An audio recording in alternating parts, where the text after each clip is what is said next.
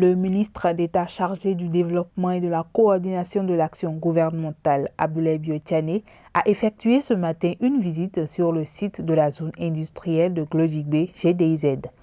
Objectif, s'enquérir de l'état d'avancement des travaux à travers un point de ce qui se fait, une visite guidée de la zone et enregistrer les différentes doléances. À l'issue de la visite, le ministre d'État Abdoulaye Biotane apprécie. Et cette séance de travail préliminaire nous a permis d'évaluer déjà les progrès, de mesurer aussi un certain nombre de défis qui sont ceux du site et de commencer par envisager les solutions. Et effectivement de voir dans quelles conditions certaines administrations doivent tenir compte des difficultés qu'il y a et commencer par chercher avec CIPI et l'APEX les solutions. C'est ce que nous sommes en train de faire. Et cette réunion de ce matin a été très très utile pour cela. Aujourd'hui, le site a déjà plus de 36 entreprises. Il est totalement occupé. Et certaines de ces entreprises vont entrer en production, comme celle que nous venons de visiter, qui va fabriquer des cartons. Et à partir du mois de mai, ces cartons seront sur le marché. On va visiter ensemble une entreprise qui va s'occuper de traiter le soja bio, qui elle aussi va entrer en production dès la semaine prochaine.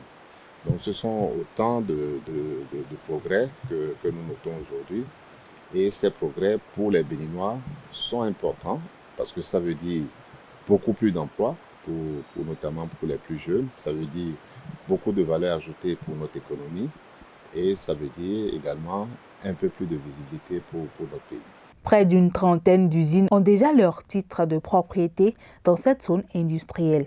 Par ailleurs, d'autres défis sont à relever à la GDIZ selon le ministre d'État. Ce qui est très très important pour les entreprises qui s'y installent, comment s'assurer de l'intégrité d'abord de l'ensemble de leurs instruments de travail, des équipements qu'ils ont installés ici, comment s'assurer la protection des produits qui seront fabriqués.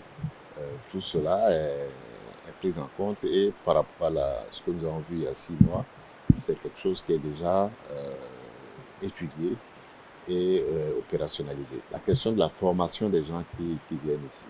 Nous avons, c'est vrai, beaucoup de jeunes qui sont sans emploi, mais en même temps, nous savons que beaucoup ne sont pas encore outillés, n'ont pas encore la formation pour être opérationnels dans les unités. C'est un sujet que nous avons discuté, sur lequel il y a du travail à faire également. Et bien sûr, il y a tous les problèmes logistiques autour d'un site important comme celui-ci.